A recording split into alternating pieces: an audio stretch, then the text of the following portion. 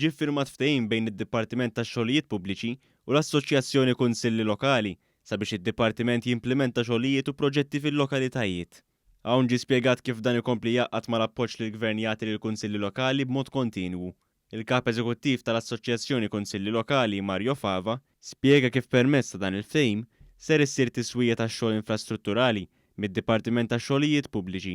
Qegħdin inħarsu primarjament lejn proġetti fil-lokalitajiet tiswija li jkun hemm bżonn anke dik infrastrutturali u dan bla dubju ħajgawdu minnu residenti f'kull lokalità.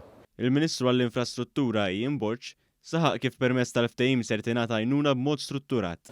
Dan huwa mod ieħor kif nuru li bil-fatti naħdmu favur il-komunitajiet tagħna, favur il-kunsilli lokali, ir-reġjuni illi tant jagħtu servizz lill-ċittadini u allura permezz tal-Public Works qed nassistuhom issa b'mod strutturat ukoll. Il-Ministru għall-Gvern Lokali José Herrera aċċenna kif dan il-ftehim jorbot ma' diversi skemi maħruġa mill-Gvern li jkomplu jgħinu finanzjarjament lill-kunsilli lokali għaż-żamma tal-proġetti li jkunu saru mill-Gvern. Aħna minħa tagħna bħala Dipartiment u bħala Gvern responsabbli mill-Kunsill Lokali minn żmien għal żmien noħorġu skemi fejn nagħtu flus direttament il-Kunsilli biex imbagħad ikunu jistgħu jimmantru x-xogħlijiet kapitali li jkunu saru mill-Gvern ċentrali.